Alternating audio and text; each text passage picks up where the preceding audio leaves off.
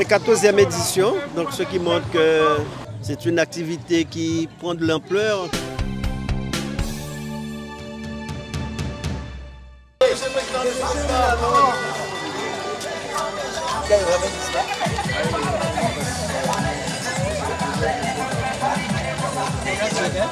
Fini les 10 km, voyez. Donc il a accéléré, première fois, là on fait 10 km, on va arriver avant 5 Non, on fait 3 et 10 là, il y a 10, 5 là. Mais le président Lasbar va faire aussi 5, il faut faire 5 aussi. Ah non, il y a 5 mais moi, je dois faire. Il y a qu'à nous, moi là. Alors, il a fait 2 avec nous, parce qu'il a fait 5 km. Alors quel conseil vous avez donné à monsieur Baron pour les 5 km? Non, mais avec la rapidité qu'il a fait les 10 km, quel conseil je peux lui donner? Ouais, je vais l'assister là.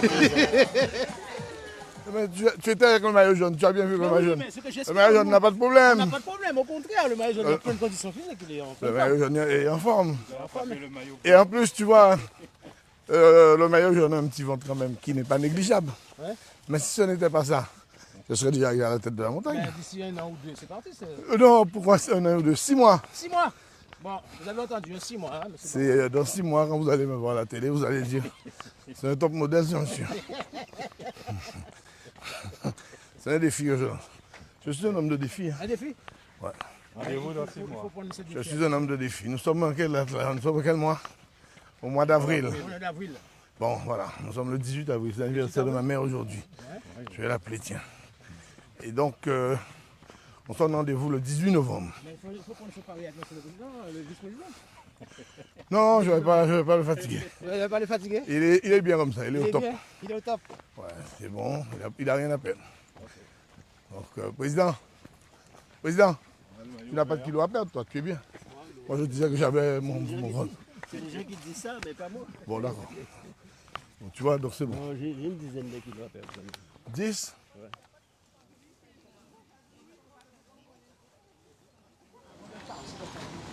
La 14e édition, donc ce qui montre que c'est une activité qui prend de l'ampleur à chaque édition. Et je crois que nous étions pratiquement 300. Donc c'est une très grande satisfaction. Il faut rappeler que c'est une volonté de la CNBT et du département de manière à créer le lien entre les différentes communes, créer le lien entre les générations. Et aujourd'hui, je crois que cela va au-delà de la CNBT, puisque j'ai entendu des participants du Moule, de Petit Canal, d'Anse-Bertrand, de Bouillante, donc c'est devenu une marche guadeloupéenne.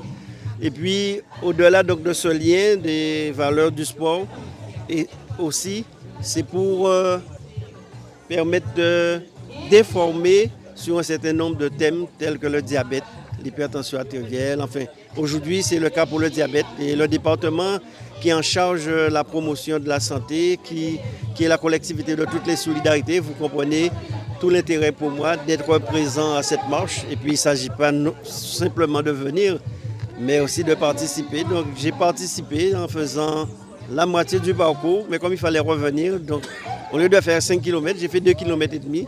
Mais comme je suis revenu, donc ça fait 5 km et c'est pour cela que je suis arrivé avant tout le monde. Ben, la marche a été très bien, pas trop difficile. Voilà, il n'y avait pas trop de boue.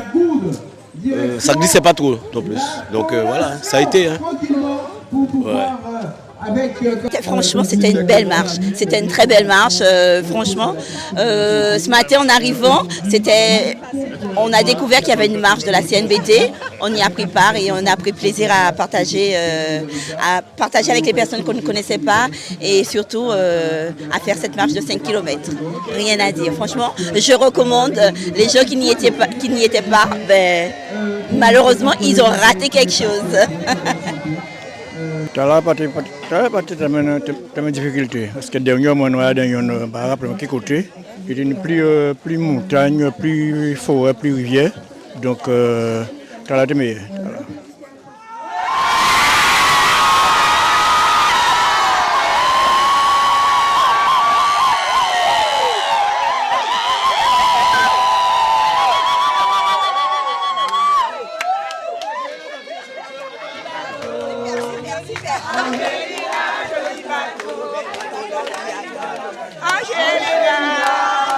Remportez la victoire.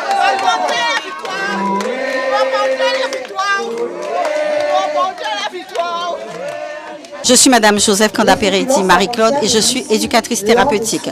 Donc je travaille sur le pôle d'éducation thérapeutique du GIPRASPEG. Mon rôle, le rôle des éducateurs thérapeutiques, c'est d'aider les personnes qui souffrent de maladies chroniques. Donc je vais vous nommer les programmes qu'il y a au GIP. Au GIP, le programme qui a, c'est asthme, apnée du sommeil, diabète, hypertension et enfants en surpoids, mais aussi pour les personnes qui sont sous, comme on dit, sous AVK, anticoagulants. Qu'est-ce qu'on propose aux personnes qui souffrent de ces pathologies? De venir nous rencontrer dans des ateliers pour que nous puissions les aider à mieux se prendre en charge. Ils vont rencontrer des professionnels de santé, des diététiciennes, podologues, enfin, des professionnels qui correspondent à leur pathologie pour les aider à mieux se prendre en charge. Pour que les personnes ne puissent plus vivre leur pathologie comme une fatalité. Au contraire, savoir que si on ne se prend pas en charge correctement, c'est une dette pour la santé et puis on vieillit. D'accord? Et donc, on va payer ça plus tard. Donc, c'est maintenant qu'on doit se prendre en charge. Voilà pourquoi on est là. Donc, j'invite les gens à venir nous rencontrer. Ils nous appellent au 05 90 47 17 00. Je répète, 05 90 47 17 00. Ils disent, voilà, je suis diagnostiqué telle pathologie. Et si nous avons un programme, on va les inscrire. C'est gratuit. Et c'est une mission ARS. Il est important que vous sachiez